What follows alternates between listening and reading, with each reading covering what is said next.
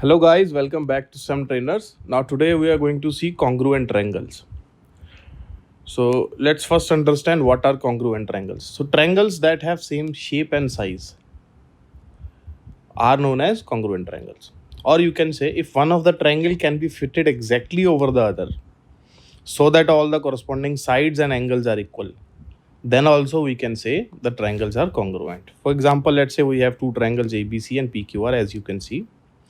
So if AB is equal to PQ and AC is equal to PR and BC side is equal to QR and angle A is equal to angle P, angle C is equal to angle R and angle B is equal to angle Q.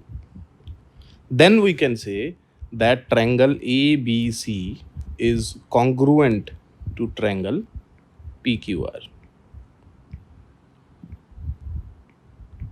This is the congruency sign, that is equivalent. Okay, so if all sides and all angles are equal of two triangles, then we can say that these triangles are congruent. But what happens is, in real situation we don't have so much information about the sides and angles, so we always have less information. So there are some rules which, if true, the triangles will become automatically congruent and we don't have to check all the sides and all the angles. So what are those rules? Let's study. So congruency rules. First rule is SSS. So SSS, second is SAS, third is AAS. Now this AAS is not there in every curriculum. For example, in GCSE it's not there, but in some other curriculums it's there. And it's kind of similar to ASA, that is the fourth one, ASA. So ASA and AAS are kind of similar, but not exactly same. So sometimes this third rule is not there in some curriculum, so don't worry, you can just skip this, okay, if it's not there in your curriculum. Okay, fifth one is RHS. So we will study these 5 congruency rules. So let's study them one by one. First is SSS. SSS means side, side, side. So we have two triangles, as you can see in the diagram. We have triangle ABC and triangle PQR.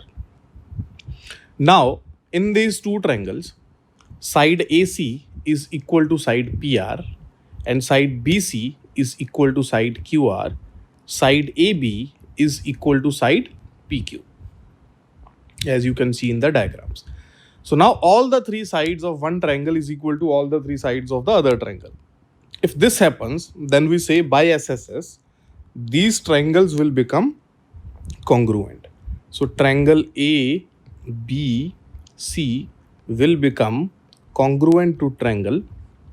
Now, let's see, AC, 7 and 8 is C.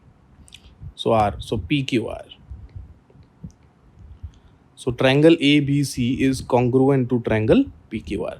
So what does this mean is, if all the sides of one triangle is equal to all the sides of other triangle, then we can say triangles are congruent. And hence, if triangles become congruent, hence all the angles will also be equal. So angle A will be equal to angle P, angle B will be equal to angle Q, and angle R will be equal to angle C. So automatically this happens. So we don't need to prove that angles are also equal. So that's the use of these congruency rules. So first is SSS. Okay, next one. Next one is SAS. This is also very important rule. So SAS means side angle side. Now this angle has to be included between the sides. So whatever angle is included between sides. So for example, if you take triangle ABC and PQR, you can see that AB is equal to PQ and AC is equal to PR. Now what's the angle between these two sides? 7 and 8 is 95, and in the triangle PQR is again same as 95. So we can say that as included angle between the sides are also equal.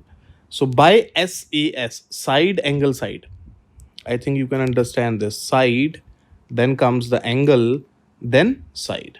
So it should be like this. So side angle side. If this happens in two triangles, then we can say that triangle ABC is congruent to triangle PQR. And hence, when these two triangles are congruent, then we can say BC will also be equal to QR, angle B will be equal to angle Q, and angle C will be equal to angle R, because triangles are congruent. So that's the use of this SAS. Okay, let's go for third one. Third one is ASA, angle side angle. Now this is important. Understand, in this angle side angle, the side should be the one including the angles.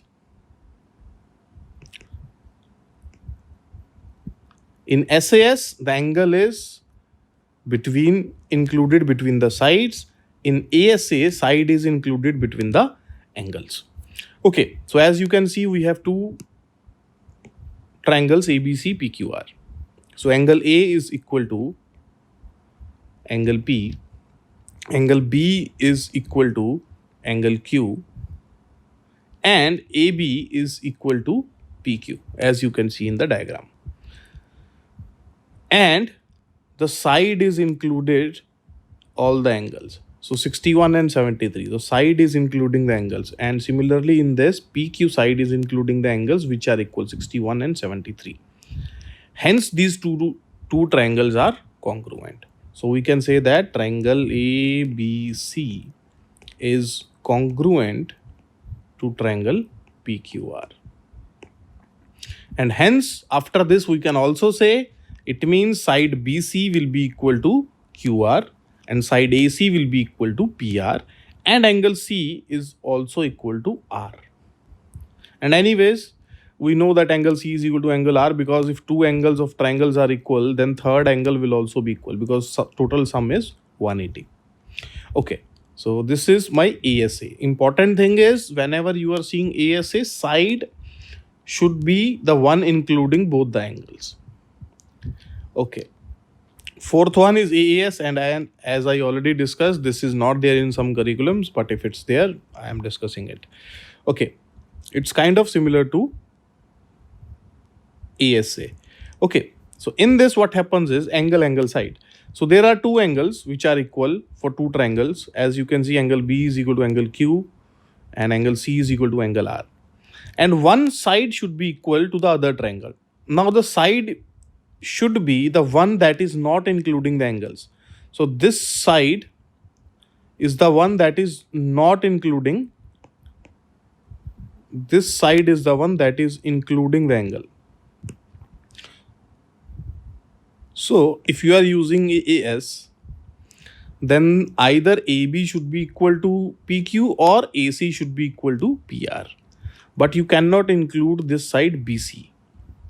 For AAS, it's important. AAS, two angles are equal and one side should be equal, and side should be the one that is opposite to the angles. So either it is opposite to 70 degree side or the side that is opposite to 30 degree.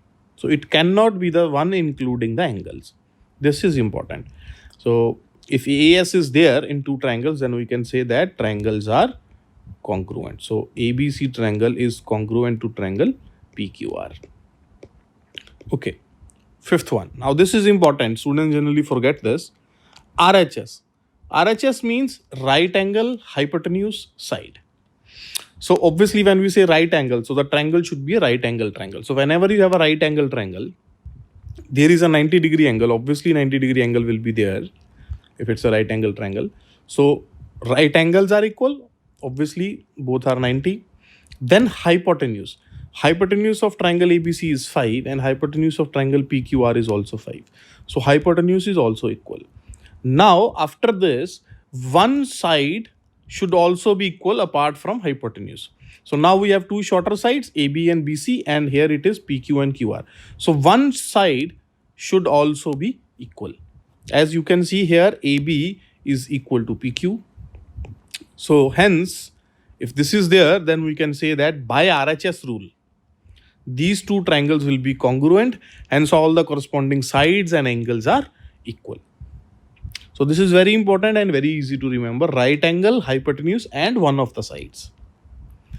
Okay, So it means triangle ABC is congruent to triangle. Which triangle is there? Okay, PQR. So this is there. So these are the 4 rules you can say in some curriculum. In some curriculums, we will say these 5 rules are necessary and important to prove two triangles congruent.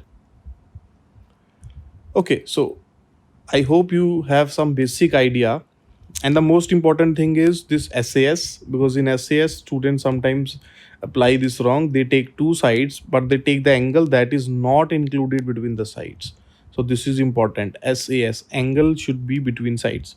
As you can see in this also, SAS, it means angle is between sides. And third is ASA. This is also important. Side should be the one that includes both the angles. So one angle, then side, then angle. So one angle, side, and then angle. So it goes like this. And AES is not there in some curriculums, and then RHS. So now in the next video, what we will do is we will solve questions based on these rules. So that video is very important, and we will see the application of these rules, how to apply them in exam style questions. Okay, thanks for watching.